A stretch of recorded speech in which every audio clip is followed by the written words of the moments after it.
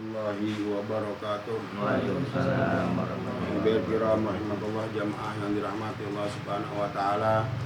Mari sama-sama kita buka majelis ilmu kita sebagaimana biasa kita bertawasul, kita bersolawat. Mudah-mudahan kegiatan kita pada siang hari ini mendapatkan ridho dari Allah Subhanahu wa taala. Allah mudahkan segala urusan kita, berkah dunia dan akhirat. Amin ya rabbal alamin.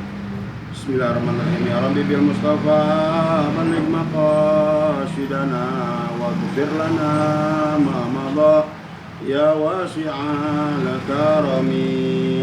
Ya Rabbi bil Mustafa baligh maqasidana waghfir lana ma madha ya wasi'al karami. Ala ya Allah bi najra minal aini rahima tudawiku lama bi min amradin syakima.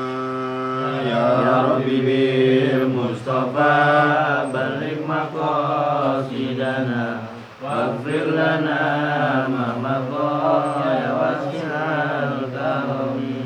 Anta samsun, anta badrun, anta nurun fawqa nuri, anta ikthir wa goli, anta misbahu suduri. Ya Rabbi bil Mustafa baligh maqasidana waghfir lana ma madha ya wasi'al karami. Ilal Fatihah ila hadrati sayyidina wa nabiyina wa maulana Muhammadin sallallahu alaihi wasallam wa ala alihi wa ashabihi wa azwajihi wa zurriyyatihi wa ila hadrati minal muslimina wal muslimat wal mu'minina wal mu'minat al ahya'i minhum wal amwat min masyariqil ardi ila magharibiha syalahumul al-fatihah. A'udzu billahi minasy syaithanir rajim. Bismillahirrahmanirrahim. Alhamdulillahi rabbil alamin arrahmanir rahim maliki yaumiddin. Iyyaka na'budu wa iyyaka nasta'in ihdinas siratal mustaqim siratal ladzina an'amta 'alaihim ghairil maghdubi 'alaihim waladdallin. Amin. Rabbi zidna ilman warzuqni fahman. Amin. Baik, lanjutan minggu lalu kita di halaman 8 ya.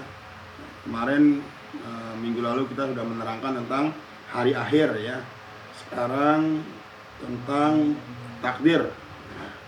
Halaman 8 dari bawah, dari atas 1, 2, 3, 4, 5, 6, 7, 8, 9, 10, 11, 12, halaman baris 12 ya. Lanjutan minggu lalu ya. Nanti kita tamin malam siang ini.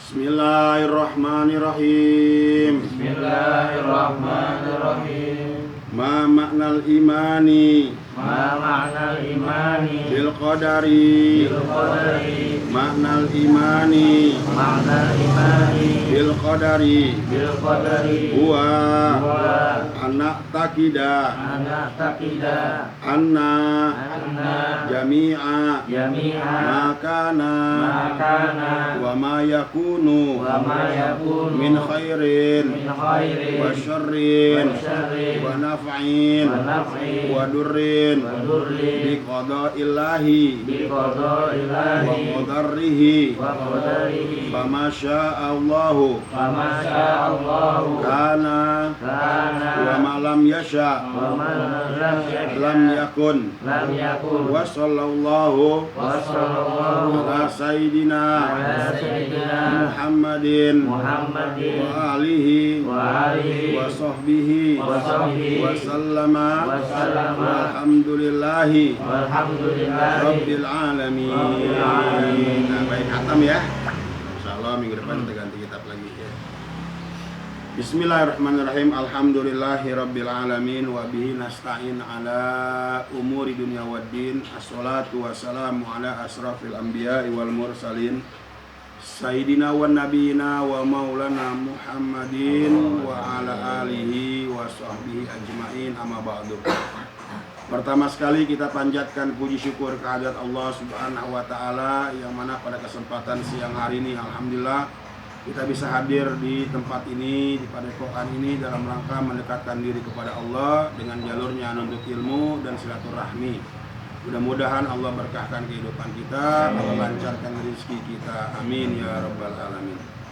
Tidak lupa sholawat dan salam senantiasa teriring dan tercurah kepada junjungan kita Nabi besar Muhammad Sallallahu Alaihi Wasallam atas keluarganya dan para sahabatnya, dan mudah-mudahan kita sebagai umatnya akan mendapatkan syafaat beliau kelak di yaumil akhir nanti. Amin ya rabbal alamin.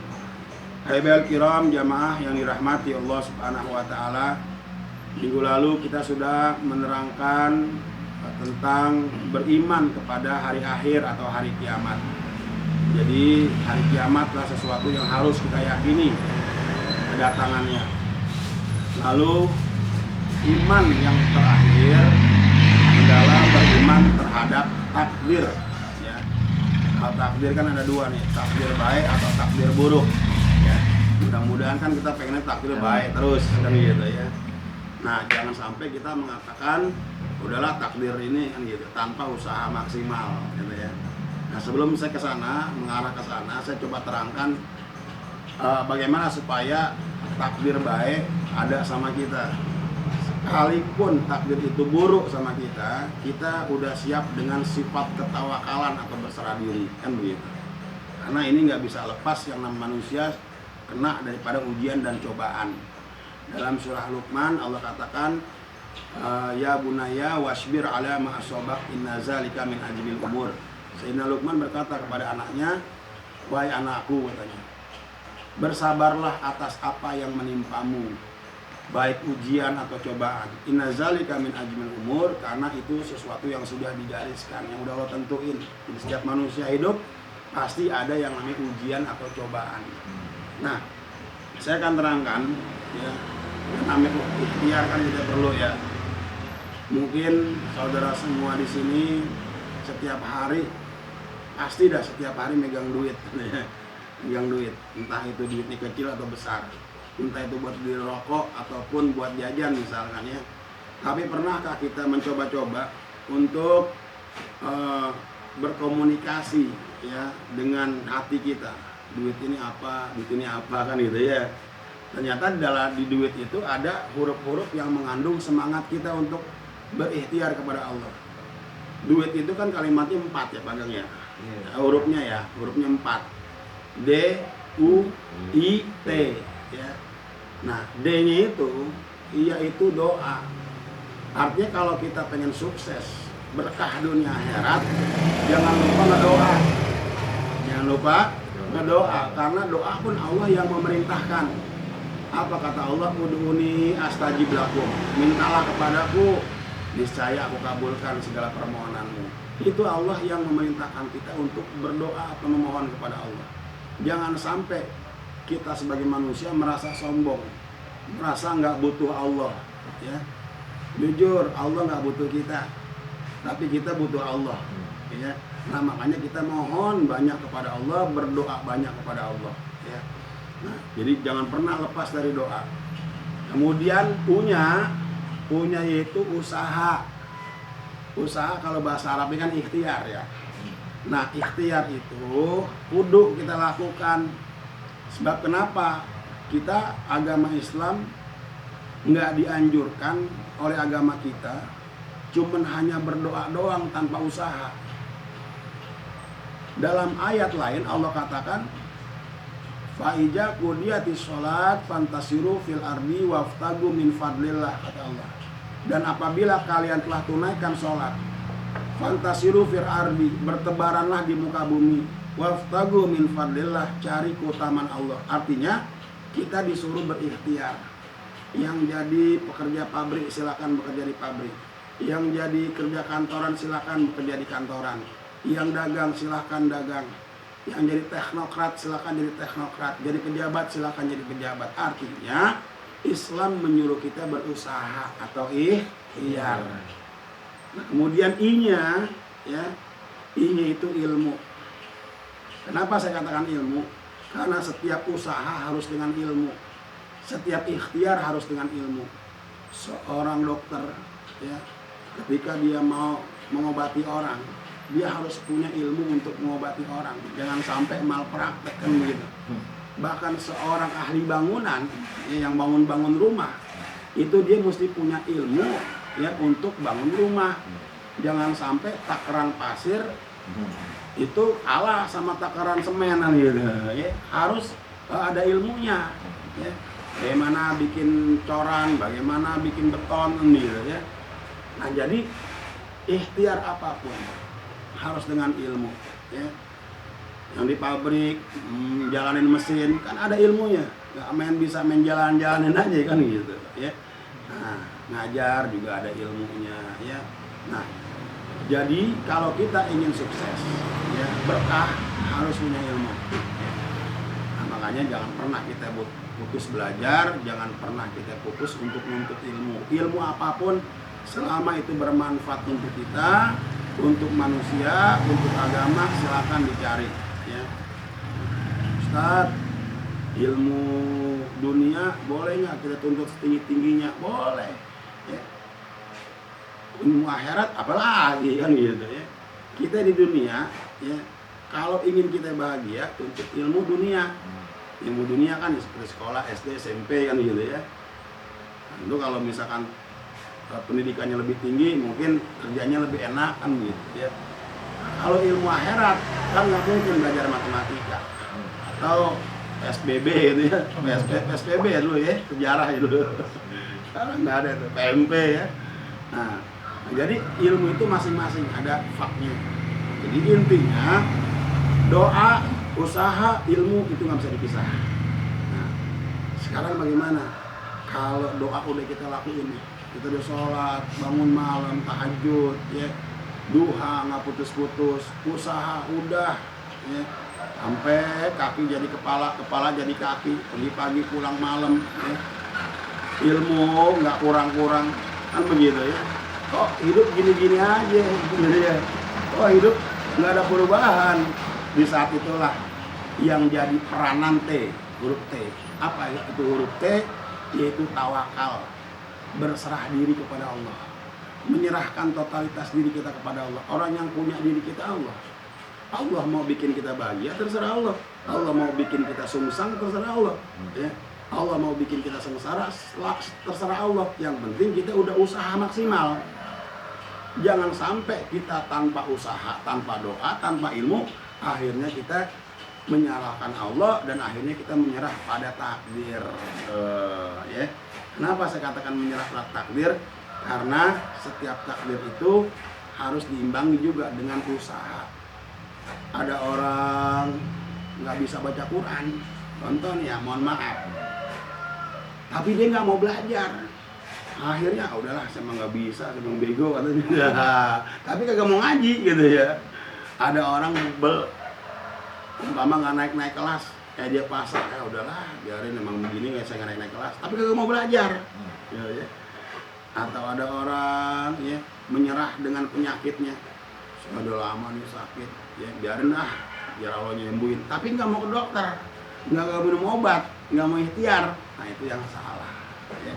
Jadi tetap takdir Allah, tapi harus kita imbangi dengan doa, kita imbangi dengan ikhtiar, kita imbangi juga dengan ilmu-ilmu yang ada pada kita. Baru setelah itu kita tawakal. Ini baru takdir Allah. Baik, kita belajar takdir. Ma makna imani bil qadari. Apa makna iman terhadap qadar atau ketentuan Allah atau takdir? Ya. Jadi sesuatu di alam ini nggak lepas dari takdir Allah. Ya. Saya kalau mau tanya sama yang hadir di sini, ya, kenapa antum beragama Islam? Ada jawaban yang tahu? Ada yang jawab dari sononya Ustaz, gitu. Karena orang tua saya Islam, jadi saya Islam, gitu ya. Ada yang tahu jawabannya? Pilihan Allah. Pilihan Allah. Itu simpel loh. Nah, untuk lebih jelasnya nanti dibuka Quran surat Al-Hujurat ayat 7 dan 8 ya. Nah, itu ada kalimat Allah dan yang kalau saya artikan bahwasanya kalau kita cinta kepada kebaikan bukan berarti cinta, tapi Allah yang tanamkan cinta di hati kita. Kalaupun kita benci kepada kekufuran, benci kepada kemunafikan, bukan berarti kita benci, Allah yang tanamin benci di hati kita. Dan kalau seandainya pun kita hadir di sini, ya, bukan berarti kita pengen hadir, tapi Allah yang menghadirkan kita di sini. Allah yang menggerakkan kaki kita. Allah yang menggerakkan daripada anggota-anggota tubuh kita untuk hadir di sini. Makanya Allah katakan dalam akhir ayat itu, surat Al-Hujurat ayat 7 dan 8, ulaika humur rasyidun. Merekalah yang mendapatkan irsyad atau petunjuk dari Allah. Subhanallah, ya. Jadi kita beragama Islam itu hadiah terindah dari Allah. Allah yang menentukan kita Islam. Hanya kita jaga Islam kita, jangan sampai pupus, apalagi sampai lepas. Nauzubillah min dzalik, ya. Nah, takdir itu dalam kitab ini katakan maknal imani bil qadari, beriman kepada takdir, yaitu anak takidah. Kita harus mentekadkan di dalam hati sanubari kita anna jami'a makana wa ma yakunu min khairin wa syarrin, bahwasanya seluruh apa-apa yang ada, yang terjadi min khairin wa syarrin, baik kejadian baik ataupun kejadian buruk, ya, wa naf'in audurin, ataupun yang bermanfaat ataupun yang mudarat, bi qada'illahi wa qadarih, itu sudah sesuai dengan ketentuan Allah dan takdir Allah, ya. Fama sya'allahu kana wa ma lam yasha' lam yakun. Maka apabila Allah berkehendak, ya jadi, ya terjadi. Tapi apabila Allah nggak berkehendak, maka nggak terjadi. Nah, itu kesimpulannya. Tapi saya katakan tadi di awal, ya, jangan kita ujuk-ujuk, udahlah takdir Allah, tapi tanpa diimbangi dengan ikhtiar. Ikhtiar yang maksimal, doa yang maksimal, ilmu juga udah memadai. Setelah itu, ya, baru kita mengatakan ini takdir Allah, ya. Ada orang pengen nyoba mobil ke jalan raya, padahal dia nggak bisa bawa mobil. Dia bawa tuh mobil, nabrak. Kenapa nabrak? Takdir Allah. Padahal nggak bisa bawa mobil, emang nggak bisa. Dia modal nekat. Lain masalah emang dia gape, dia emang jago, mahir bawa mobil, tiba-tiba ketabrak, baru takdir Allah. Kan seperti itu, ya. Nah, kalau dia emang nggak bisa bawa mobil, bukan takdir, konyol namanya. Gitu, ya. Nah, begitu juga kita, ya. Kita belajar ilmu agama, ilmu dunia, ya, yang bermanfaat untuk manusia. Selama kita punya kemauan, selama kita berikhtiar, selama kita berusaha, ya, alhamdulillah kita manfaat ilmunya. Berarti Allah menakdirkan ilmu kita manfaat. Kan seperti itu, ya. Nah, makanya jangan pernah kita lepas berdoa, jangan pernah kita lepas untuk berikhtiar, jangan pernah lepas kita untuk menuntut ilmu. Setelah itu kita menyerahkan diri baru kepada Allah Subhanahu wa taala. Itulah orang yang beriman sejati, insya Allah. Wallahu a'lam bishawab. Paham sampai sini, ya? Ada pertanyaan? Sebelum saya ganti kitab fikih nih, ya, tentang masalah sholat.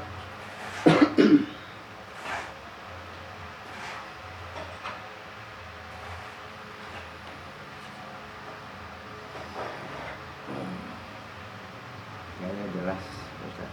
Jelas, ya. Semuanya harus ada doa, usaha, ilmunya, baru tawakal. Iya. Ya, ini jangan ujuk-ujuk, wah ini udah takdir, gitu kan. Iya. Tapi ada usaha dulu, ada ikhtiar dan ilmunya, Iya. baru tawakal. Ya. Baik, kalau paham kita untuk fikih kita akan, karena kita juga baru satu, ya, belum diorder lagi. Kemarin order buat masjid mau musola tuh Mahamri, ya. Kita Safinah. Ya, diikutinnya bacaannya, ya, baru saya terangin. Yang penting kita paham tentang keilmuan fikih, ya. Bismillahirrahmanirrahim. Bismillahirrahmanirrahim. Aslun. Alamatul. Bulugi. Salasun. Tamamu. Khamsa. Asyarrota. Sanatan. Fizzakari. Wal unsa. Wal ihtilamu. Fizzakari. Wal unsa. Litis'i sinina wal haidu fil unsa litis'i sinina. Baik, hari ini kita belajar balik, ya. Oh, balik apa balik? Ulang satu. Balik.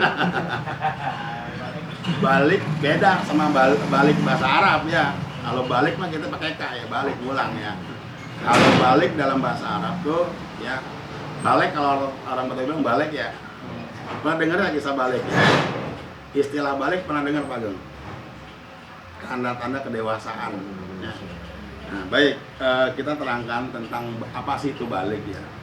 Balik itu adalah tanda-tanda seseorang mengalami kedewasaan. Dalam ilmu fikih itu ada tanda-tanda khusus. Artinya kalau orang sudah dewasa, ya dia bisa untuk memikirkan, memilih mana yang baik, mana yang buruk. Berarti orang itu sudah punya catatan amal-amal khusus. Dia sholat ada catatannya, dia nggak sholat ada catatannya itu. Ya. Berbuat dosa ada catatannya, berbuat kebaikan ada catatannya. Nah, beda sama orang anak kecil, ya, yang dia belum balik. Kalau anak kecil belum balik, ya, itu sekalipun anak itu, mohon maaf, ya, berbuat kemaksiatan, belum balik nih, masih 9 tahun, gitu ya. 9 tahun misalkan, ya sekarang kan mungkin masih kecil ya. Kalau buat perempuan kan tandanya nanti di sini bisa terangin. Taruhlah 5 tahun, 6 tahun anak kecil kelas 1 SD misalkan.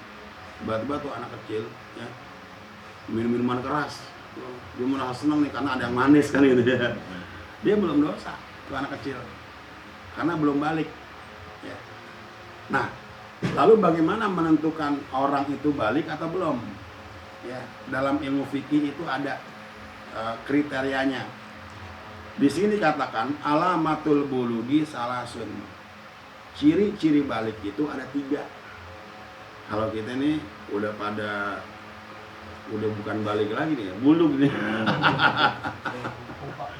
Udah kupak kalau kata kambing. Kan kita nanti bisa arahin, kita punya anak, kita punya cucu, ya. Nah, kau udah umur sekian, ya kau udah punya catatan khusus, kau udah harus bertanggung jawab kepada Allah. Kau melakukan dosa, kau catatannya, kan bisa arahin anak kita. Ya. Jangan sampai kita antepin. Karena kalau kita antepin kan dosa juga kita sebagai pemimpin rumah tangga. Ya. Nah, ciri balik itu ada 3. Yang pertama, tamamu khamsa asyara sanatan, sempurna umurnya 15 tahun. Fi zakari wal unsa, buat laki-laki dan perempuan. Artinya kalau ada laki-laki atau perempuan udah 15 tahun, dia udah terkategori balik. Udah wajib sholat, udah wajib puasa. Ya. Mungkin kalau yang belum balik, contoh misalkan masih 10 tahun ya, belum balik, itu sholat belum wajib, puasa belum wajib, ya. Tapi kalau udah 15 tahun, ya, itu udah wajib puasa, udah wajib sholat, ya, udah balik. Kita udah 15 tahun. Berarti udah wajib puasa dah. 13 kali 3. Ada mau balik beneran nih. Nah, ya, buat laki-laki dan perempuan 15 tahun batasannya. Ya. Kemudian yang kedua, orang yang terkategori balik, apalagi wal ihtilamu, dia mimpi jima, fi zakari wal unsa, litis isinina, buat laki-laki dan perempuan pada umur 9 tahun. Nah, jadi nggak usah nunggu 15 tahun. Kalau ada laki-laki umurnya 9 tahun, baru 9 tahun nih, dia udah mimpi jima. Mimpi jima itu mimpi bersetubuh. Ya. Kalau bocah-bocah sekarang kan ternyata genit-genit ya. Kalau mimpi bersetubuh itu contoh misalkan malam kita mimpi, pagi-pagi basah. Ya. Mimpi enak kalau bahasa orang Betawi ya. Ya. Nah, kalau dulu mungkin ya kita pernah ngalamin, mungkin masih ingat ya ciri-ciri balik kita. Ada yang pernah mimpi ya. Ada yang mungkin 15 tahun baru balik. Beda-beda orang nih, beda-beda. Nah, jadi kalau yang pernah mimpi jima, mimpi berhubungan suami istri walaupun 9 tahun, itu udah terkategori balik. Nah, biasanya sih itu nggak pernah diumbar sama yang mimpi. Diam aja.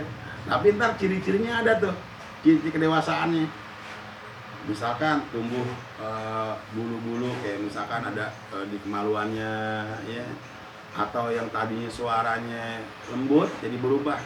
Dulu waktu belum balik, suaranya minta duit sama babanya enak. Pak bagi duit Pak. Begitu balik, bagi duit Pak, dua.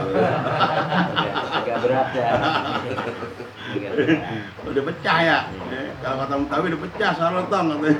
Udah balik loh katanya. Nah, itu yang kedua. Yang ketiga, ciri-ciri balik itu wal haidu fil unsa litis isinina, mendapatkan haid bagi perempuan pada umur 9 tahun nih.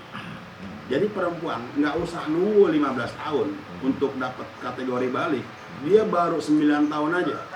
Baru 9 tahun tapi udah keluar menstruasi. Karena kan yang namanya menstruasi ini kita juga sebagai orang tua, kalau kita ngaji harus bisa ngebedain mana darah menstruasi, mana darah istihadah. Darah menstruasi itu damun yakhruju min afsal rahim, darah yang keluar dari pangkal rahim. Itu juga ya warnanya beda dengan darah penyakit. Kalau darah istihadah, darah penyakit itu ya biasa merahnya, tapi kalau darah menstruasi itu merah agak hitam-hitaman. Di dalam kitab Safina dijelasin. Ya. Nah, sebagai orang tua nih gitu, kalau kita punya anak perempuan, tiba-tiba dapat aduan, apa kok saya ada merah-merahnya di kemaluan saya. Kita orang tua boleh periksa ke dokter, tapi jangan kaget.